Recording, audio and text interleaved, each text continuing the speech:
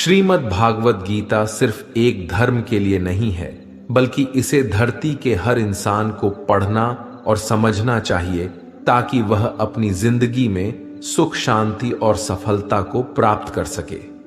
कहा जाता है कि जिस घर में गीता का पाठ हर रोज पढ़ा जाता है या सुना जाता है, उस घर में भगवान श्री कृष्ण आते रहते हैं। श्रीमद् भागवत गीता साक्षात भगवान की दिव्य वाणी है। इसकी महिमा अपार है, अपरिमित है। उसका यथार्थ में वर्णन कोई नहीं कर सकता। शेष, महेश, गणेश भी इसकी महिमा को पूरी तरह से नहीं कह सकते, फिर मनुष्य की तो बात ही क्या है। भागवत गीता में कुल 18 अध्याय और 700 श्लोक हैं, जिसे सभी के लिए पढ़ पाना थोड़ा मुश्किल है। इसीलिए आज के इस बेहद ही खास वीडियो में हम श्रीमद् भागवत गीता के 18 अध्याय के 700 श्लोकों के सार के बारे में बात करेंगे, जिन्हें जानकर आप श्रीमद् भागवत गीता का सही मतलब समझ पाएंगे। इसलिए इन विचारों को आप हर रोज रात में सोने से पहले जरूर सुनें। तो चलिए जानते हैं भागवत गीता के 700 श्लोकों के सार के बारे में। भगवान श्री कृष्ण कहते हैं कि हे अर्जुन, मैं सभी प्राणियों के हृदय में स्थित सबका आत्मा हूं। संपूर्ण प्राणियों का आदि, मध्य और अंत भी मैं ही हूं।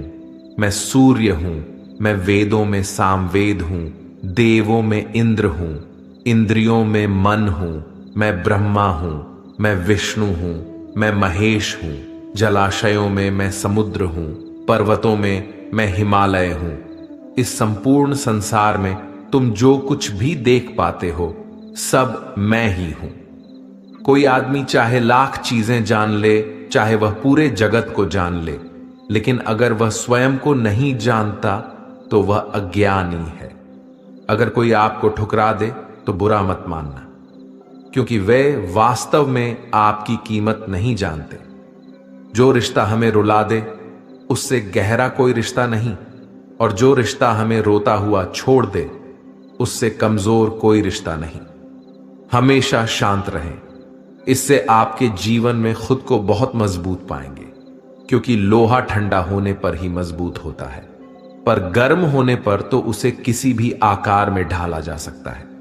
किसी विपत्ति के समय आपको ये 7 गुण बचाएंगे: आपका ज्ञान, आपकी विनम्रता, आपकी बुद्धि, आपके भीतर का साहस, आपके अच्छे कर्म, सच बोलने की आदत और ईश्वर में विश्वास। आत्मा हमेशा जानती है कि सही क्या है और गलत क्या है, लेकिन मनुष्य के सामने चुनौती तो मन को समझने की होती है। मुश्किल समय में व्यक्ति अकेला हो जाता है, लेकिन मुश्किलों की वजह से वही व्यक्ति मजबूत हो जाता है। जो आपको सम्मान दे उसी को सम्मान दीजिए। हैसियत देखकर सर झुकाना कायरता का लक्षण है।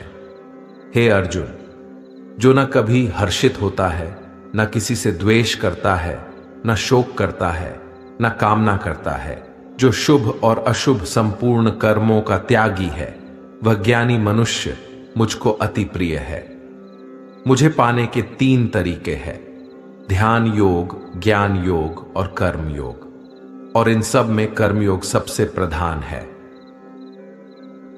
किसी पर विश्वास करना हो तो उनकी बातों पर नहीं, उनकी हरकतों पर ध्यान दो। गुस्से के वक्त थोड़ा रुक जाने से और गलती के वक्त थोड़ा झुक जाने से जिंदगी और भी आसान हो जाती है। भगवान श्री कृष्ण कहते हैं, जो मनुष्य मुझे जान लेता है वह जन्म मरण के बंधनों से मुक्त हो जाता है। जो मनुष्य भगवत गीता को पढ़कर उस पर अमल करता है, उसके सारे दुष्कर्मों का प्रभाव समाप्त हो जाता है। जो भाग्य में है वह भाग कर आएगा, और जो भाग्य में नहीं है वह आकर भी भाग जाएगा। जैसे हवा के झोंके नाव को भटका देते हैं, वैसे ही मनुष्य की इच्छाएं बुद्धि को भटका देती हैं। एक समझदार व्यक्ति वही है जो दूसरों को देखकर उनकी विशेषताओं से सीखता है, उनसे तुलना और ईर्ष्या नहीं करता। शस्त्र केवल शरीर को घायल कर देते हैं, किंतु शब्द आत्मा को भी घायल कर देते हैं। जो मनुष्य अपने को परमात्मा से अलग नहीं समझता है और ना ही शरीर से अपना कोई संबंध मानता है, वह सदा के लिए जन्म मरण से मुक्ति पा लेता है। जो व्यक्ति आध्यात्मिक जागरूकता के शिखर तक पहुंच चुके हैं, उनका मार्ग है निस्वार्थ कर्म, और जो भगवान के साथ संयोजित हो चुके हैं, उनका मार्ग स्थिरता और शांति है। मानव कल्याण ही भगवत गीता का प्रमुख उद्देश्य है। इसलिए मनुष्य को अपने कर्तव्यों का पालन करते समय मानव कल्याण को प्राथमिकता देना चाहिए। श्री कृष्ण कहते हैं, जो तुम्हारा साथ देता है तुम उसका साथ दो, जो तुम्हें धोखा देता है तुम उसे त्याग दो। जिस जगह आपका सम्मान नहीं हो वहां पर कभी जाना नहीं चाहिए, वरना लोग आपको कमजोर और बेवकूफ समझेंगे। जहां बारिश ना हो वहां फसल खराब हो जाती है, और जहां संस्कार ना हो वहां नस्ल भी खराब हो जाती है। जो लोग ये कहते हैं मेरे पास वक्त नहीं है, असल में उनके खास रिश्तों की गिनती में आपका नाम ही नहीं है।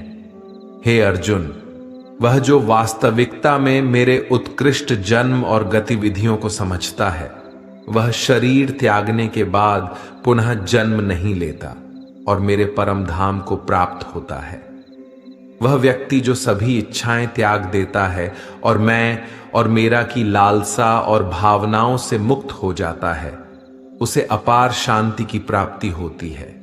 जिस मनुष्य के अंदर ज्ञान की कमी और ईश्वर में श्रद्धा नहीं होती, वह मनुष्य जीवन में कभी भी आनंद और सफलता को प्राप्त नहीं कर पाता है। ईश्वर ने हमें जो कुछ भी दिया है वही हमारे लिए पर्याप्त है, और यही एक अटल सत्य भी है। संयम, सदाचार, स्नेह एवं सेवा, ये गुण सत्संग के बिना नहीं आते हैं। ईश्वर से किए गए प्रार्थना से इंसान की परिस्थिति या तकदीर बदले या ना बदले, पर उस प्रार्थना से इंसान के चरित्र में जरूर बदलाव आता है। बात इतनी मधुर रखो कि कभी वापस भी लेनी पड़े तो आपको कड़वी ना लगे।